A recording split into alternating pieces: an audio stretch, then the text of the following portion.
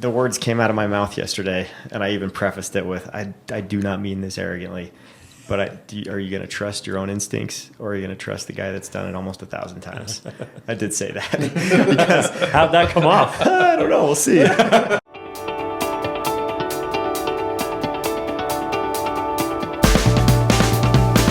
right, welcome back to episode 70 of the Real Estate Huddle, where today we're going to be talking about the question, why is my home not selling in this market? Okay, so we're going to address some of those concerns. Maybe you are someone who has a home on the market who's listening to this, who's wondering, like, what are the aspects of like why a home doesn't sell, right? Like, why don't buyers fall in love with my home? And I've seen other homes in my neighborhood come up, go down, maybe even sell for more than mine. Why is my home not selling? And so those are some of the questions that we're going to address today. And, we're in the Colorado area. We're realtors in Colorado. So we go through this a lot. We talk to people all the time that are trying to get their home sold. We represent home sellers.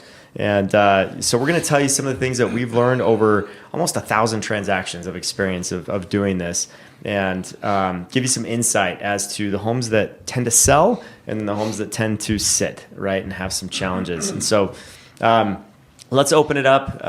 We want to talk about, some of your guys' perceptions on why some of these homes that are on our market that maybe have been on the market since the fall through the holidays, they're going on 150, 180 days now. Why are they still sitting there? They haven't dropped the price since they initially went on the market, or you walk in and the house doesn't show very well. So it looks like they all just dropped dead in the middle of dinner and left everything out, right? That's that type of stuff. Your house not being presentable, there's massive improvements that need to be attended to.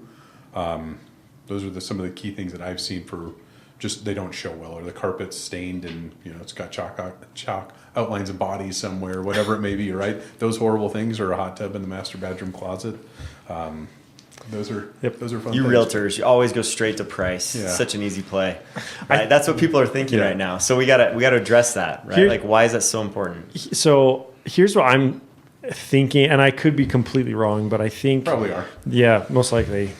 But it's very common. But I think if we look at 5 years ago, right, which was what time frame? COVID, right? So we had this weird market where things sold super fast for way over asking. And then we kind of slowly made this transition where rates started to change and things like that. And I still think people have this reality of homes are still supposed to sell super fast and super high, which is, we're the exact opposite. Yep. This is not the case anymore. COVID is done. It's dead. It's over. That market is gone and sailed, and we'll probably never see that type of market again, or at least for a very long time. Right. And so I think people have this expectation, whether you call it unrealistic or fantasy or whatever, this expectation that's just not there, and they're trying to get as much equity as they possibly can out of their home. And so I think that might be a pretty big problem right now, and in which despite all the education we see out there from realtors and economists and things like that, people just choose to stay in the lane that they think they need to stay in. Yeah. We try not to talk about it too much, but right now we have moderately good supply and very low demand, meaning it's much more favoring the buyers. And that is an education to get the seller's mind around that. So that has to happen. That has to do with the current market conditions. So a good listing agent will explain what the market is. Right. And for somebody who's been in their house for 3 years, when they bought, it was a feeding frenzy and multiple offers, and there was only 1,200 homes on the market. And they're still scarred from that. Yeah, so you got 3% interest rates, 1,200 homes on the market. You've got people bidding up. You're going $50,000 to $100,000 over asking price. Well, that market is no longer here. I think that, and my point is there's a lot of science to it, so that's emotional, right? Yep. And the market-driven emotion. Yep. I think we're out of that. There's the education that we all have to have now, like, I'm sorry, you're not going to see a 3% mortgage rate potentially ever, right? You got to get them over that. And then the other thing is just that science art, right? Knowing what a house is worth based on the comps we can look at. We do this all the time. Like, you can determine what it's worth, but if the market isn't supporting it, it's no longer worth that. Right. So that's this optics we were just talking about before. The first number matters on the art side of what you price your house. So Yeah. a lot of this is if you haven't priced, taking into the emotion, the scars, the comps, etc., the imbalance between supplier, you're probably just haven't hit the price right. Yeah, and here's another reality check that we have to really hone in on is how many of us are seeing people moving just because they want to, A lot less. right? Like Very good point. nobody wants to move right now. It's very rare because of home values and rates are just not ideal. What we're seeing more now is the need movers, Yep. whether it's for their job or maybe they're doing it for a better community. It's just whatever their need is, we're seeing more of the need rather than the want. The mandatory versus the convenience or whatever you want to call it. Yep. That's So- what shrunk the buying pool. 'Cause 100%. You look at a population chart of first-time homebuyer that are the first-time homebuyer age right now, and beyond that, there's huge populations. I mean, the numbers are there. We have the people. It's the pent-up demand is affordability. insane. Yeah, more than anything. We keep talking about when we're going to free that up. I don't think we have the answer Well, yet. then that's the sucky part for us, right? Is the rate dilemma when we're dealing with the primary rate from the Fed. Whether it's changed or not, we've stayed pretty. I mean, we'll have these little blips of, all right, we reached 6, maybe high 5, and we see an uptick in activity, but then immediately, like a week or two later, it bumps back up to where it was. Yeah. And so once I think that pent up demand will unleash when we hit, when we're talking about numbers, that first number, right? When I we was see a talking 5, about hundreds of thousands, well, but yeah, right, but the on interest price, rate. but on price and rate, it's the same, Yeah. right? You have to have that first number is a big one. So when we see that first number hit, whether it's a 6 or a 5 or a 4, I think one of those two is going to be a big marker for when that pent up demand just unleashes. Yep. But I don't want to simplify this, but if you don't have the right price, taking into account all those variables, your house may sit. Right? We keep talking, and you fast forward 6 weeks, we expect a warmer market, but Yeah, and what's the penalty for overpricing a home? Now you're chasing the market. Time on the market, and there's the graph that we show. I love that little graph, that picture that we show in our listing presentations of time versus price, right? Yeah. The longer we're on market, the lower Like price you get. 86% at 90 days and out.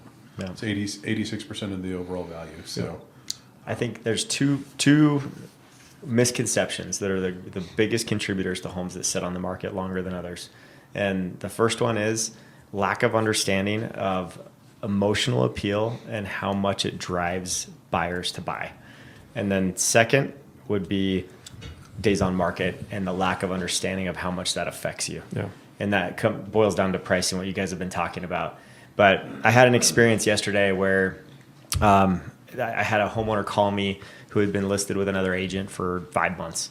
And they called me and just said, hey, we'd like to know your approach. We'd like to have you come over and just tell us about your approach and what you do. And because he called me, I could talk to him and meet with him. And so I met with them, and it was super interesting. They'd been through the ringer with this. They've been 5 months is a long time to be on the market. And they've seen other homes sell in their neighborhood for $50,000, $75,000 more than what theirs is, and they have a better location. They're backing to a golf course, so they've got a phenomenal location. And it should have sold a long time ago, but they started high and then tried to catch up to the market, and the biggest thing, what it came down to was they had done updates that were, nice updates to the home, but it was more updates that suited what they wanted, rather than what the majority of the market wanted. And so didn't have the wide appeal. that was the challenge. Yeah. It was the granite that they'd put in their kitchen was a black granite with some More personal than trend. correct. Yeah. More personal to their tastes, which if you're going to live in a home forever, get what you Yeah. want, right? Interesting. But the minute that you're looking to sell, I think some people have the ability to open their mindset to what the majority love and what's emotionally driving sales, and others don't. They just don't see it, or they think that, why would I do this if that person may come in and complain about it? They want something else, right? And so the conversation that I had with them was, if we do this and we go the route of the majority, then we've got an 89 out of 100 chance of finding our buyer, right? If we don't, if we try to, just say, hey, let's let them pick, or let's give them a credit or something like that. Oftentimes what happens is we get dinged for the credit, plus we don't receive the feedback or the return on investment that would have given you. And so it's like double dipping, right? Yeah. You just get punished twice. And you've got all those buyers that just turn their nose up because they can't see past the dark countertops. Yep. In this case. Exactly. And this homeowner shared with me that he's an engineer, and it's really hard for him to grasp that sort of thing. He's very open and honest, and I appreciated that, and just could not see that a change in countertops and taking down some valances or quarter shades could help him sell for this much more, right? Or could have made the difference between selling and not selling. And I was tried to be respectful and also bold, and help him understand. Not much to lose. I'm incredibly confident, you guys. We do these two things, your home's going to sell because of that emotional appeal that it creates, right? Because the focus, and here's the thing, every house that had sold in their neighborhood that was in a worse location, it sold because the kitchen was awesome. The kitchen was great. They'd put all their money into the kitchen. And these guys hadn't really had that as a focus, and the trends were more personal, like you said. And so when I saw that, I was like, guys, it's the kitchen, and it was also the primary bathroom. Like those two things were done up really nicely on these other homes, and theirs was lacking in that department. So if we had one thing to change, that was it. And they could have sold like that for more money than what they were listed for, in my opinion. Did you get it? We'll see. I'm waiting for a call back. Fingers crossed. I had a pretty similar experience. I told it before we started, but pretty similar. So yours was more catered to the finishes and the style and that kind of stuff. So we have some really good friends. We have a lot of realtors in our circle, and they chose a different realtor to go with just based off of how long they've been friends with him and whatever. Yep. Not a big deal. They listed they had updated everything to, like white finishes, really nice stainless steel appliances, like new flooring. Everything was on trend. Everything is on trend. Like it's a great home, beautiful home. And they, after going through with this listing agent and getting, everything signed, they decided $950 was their price based off of them and the realtor's advice. So they sat for months up till Christmas, and they took it off the market. Decided to come back up on the market in January. But before that, they kept coming to me saying, like, are we priced too high? Like, why are we selling? Like, we're getting feedback that like our backyard's too small, but I still think we can get 900 plus for it. I was like, that's great. But that's not like based off of what I think, because they came to me asking for my opinion. So I was like, oh, yeah, sure. I'll give you my 2 cents. I was like, you've done everything right. You've painted, you've done all the big stuff. It's like a beautiful home. But unfortunately, in the market that we're in, 9's not going to cut it. If you put an 8 in front of that number, I'm super confident you'll sell within a month. So they decided $899 was the price that they wanted to relist it at, just right under 900, hoping they can get to 900. But 2 weeks after they listed it again, which once again was with the other realtor, they decided they told the other realtor, yeah, let's just list it at $899 and go from there under contract in 2 weeks. I'm like, all right, well, I'm just waiting for my payday here because I just made that happen. They didn't do open houses. They didn't do any type of marketing. She just put on the MLS and that was it. Yep.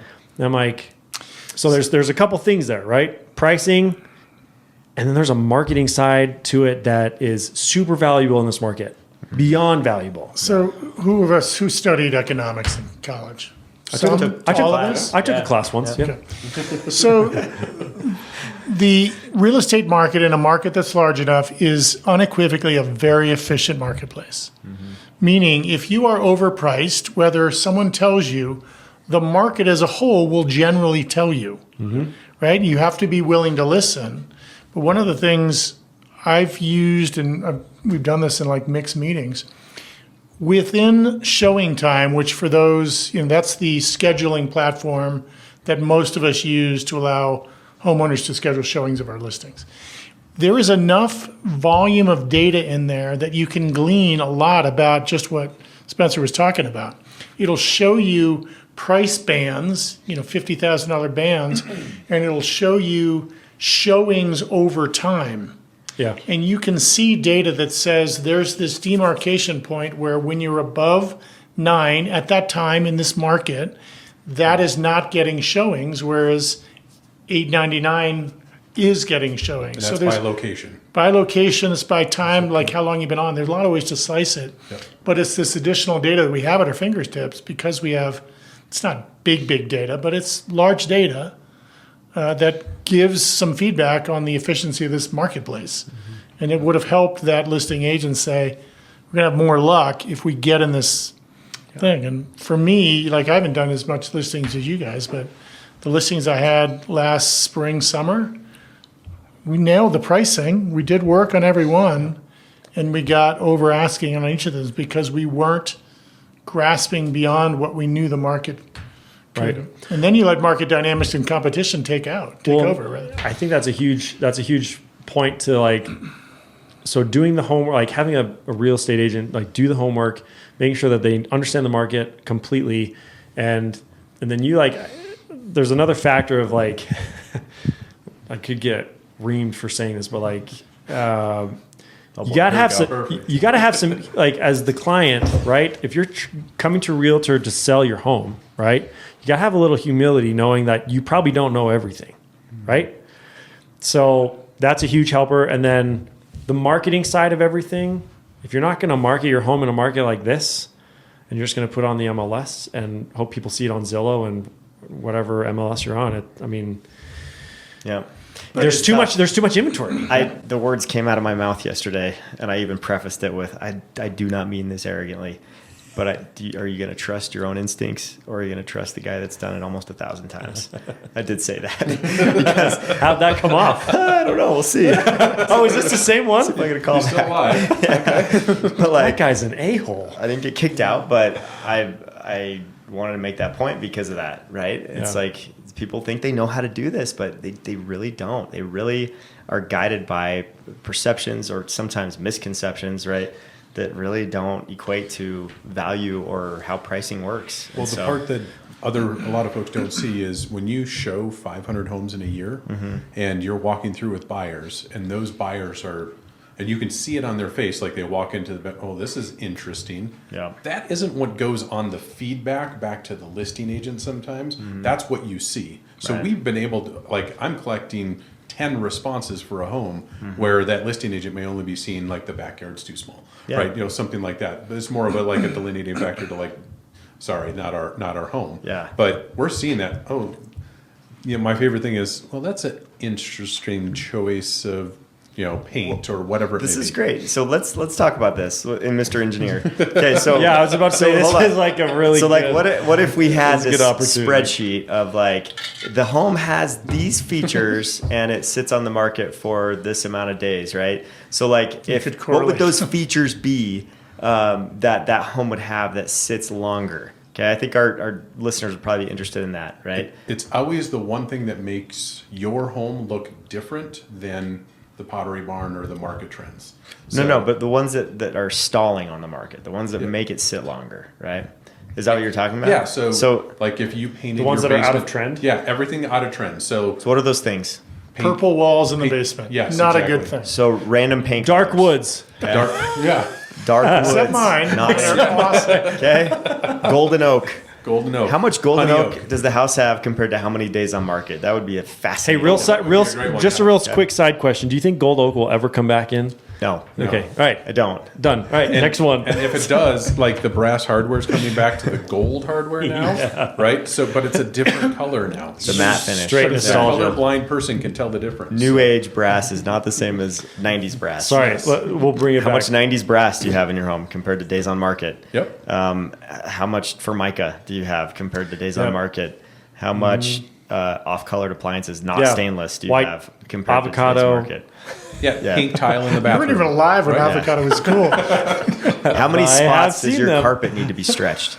Yes. I was going to How say many- rolls or in the just carpet. cleaned, do you have? just cleaned. Yeah. Or like, How many Yeah. times do you open a door and it drags on the carpet so bad that it's worn down? Right. Like little things like that. It How just- many of you still have many holes 90s in your tubs with doors? jets or like, still tubs in your We've master done a lot of bathroom? these episodes, but a lot of the stuff we've done about what we recommend as you get ready to list, it's like very germane to write this. Like if you're not willing to neutralize the colors on your walls, often has a bad perception on your visitors. And it's Plaid quarter shade valances. How many of those do you have? those are really popular for the 4 people that like them. Carpet in bathrooms. The list goes on. dude. Whoever yeah. did that never Linoleum. had boys. linoleum. Yeah. Stick on floors. Yes. Well, no, but that's how they build them. All that, my house is like mid 90s in Highlands Ranch. Yeah. Every bathroom was carpeted. Yeah. Yeah. The builders never raised boys. How much forest green do you have in your house? What'd you call it? What? I just updated green? to evergreen fog. Forest It's more green? of a gray. I mean, like in the 90s, they just went crazy on like green tiles. Do you have an and stuff. accent wall? oh, the tile. Right? That was another. Feng Shui. Or like tiled countertops. Yes. How about countertops in bathrooms that go over your toilet? That's a that good little look. wooden- Oh, yeah. Yeah, the little Oh, dude, guitar I still, shape. Yeah. I The still, guitar that goes over the toilet. yeah, I still have that in That's my it. powder room right That's now. it. I'm like ready to Yeah. have a lot I of think we projects. officially I need to do. digress. But those are the all things. this- I think we're getting right into the thick of it. Yeah. This is it. But that's Welcome to type the of stuff. Dreamsmith team. This is a constant. Just bashing of homes. Terrible. Okay, sorry if we offended half the world, but these are the things. That But are you buyers see humble that they're enough like- to accept our marketing strategy? these are the things that buyers see that they're like, we'll just keep waiting. Yep. Because here's why. Here's the honest truth. They have a higher payment than what they're comfortable with. And so you couple that with all the projects that they see in the house, and that equals no That's offer. maybe the most thoughtful way you can say it. Yeah, right Exactly. Yep. You My look funds at are the limited, and you're giving me homework. Yep, Thank you, exactly. Chad. There you go. Appreciate the that. honeydew list. And the is- episode's over. Thank you, Chad. On that note, Drop. Wait, can I hang? Drop the mic. Yeah. thank you, Chad. All right. That was kidding aside. That was pretty well said. I think, thank you. I think we've nailed it as far as why people's homes not selling. If you have specific questions to your house, if you'd like us to look at it on Zillow, even if you're outside of our market, we'll give you some thoughts, of what, what could be done. What's the one thing, right, that could be done or even for your better house to this, sell. even better. Message us if you have the opportunity. Message us, and we'll send you what our listing presentation looks like. You can get a full-on idea of what our marketing plan looks like. We can run through it with you. Like, not even if you're not even ready to sell yet, at least look at what we have, and you can judge for yourself based off of other experiences you've had. We do a really good job of marketing. We really do the market stats and really dig into every single aspect of selling your home so that it will sell quickly and efficiently and with the best price possible. So And we kind of don't stand have- out. We have no fingers in the pictures with our iPhones as we take our digital photos, right? Yeah. Well, it comes down to like What did Jackson say? That agent's knee was in every picture? I don't know how that is. Our knees so- do not show up in our Yeah, photos. photos That matter. guy's so- ear get in the photo. or like when they're like taking a picture of like the bathroom and they're like literally sitting there in the mirror. I do that a lot with out-of-state clients, and I've gotten really good at getting the whole bathroom without like me ever being. Well, like it's just funny too, like because like usually the person that's taking the photo is like in khaki shorts or like cargo shorts and like a Carhartt t-shirt or something. It's like zero professional. Coming from the guy dressed in a hoodie right now, but Is that a Carhartt hat? Yeah, no, this is a lender hat. Okay. I am representing the lenders. There we go. There we go. Pig. All right. Well, All right, over. hope you've enjoyed this episode. And if you're looking to sell fast and you're tired of waiting, give us a call. All of our information is right here. Thank you for subscribing, and we'll catch you on the next one.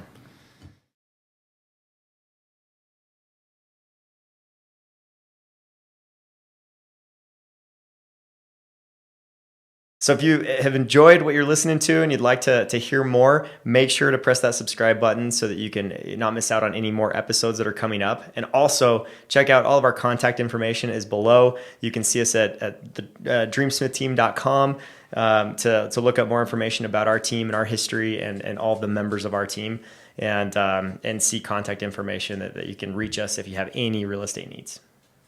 See you next time.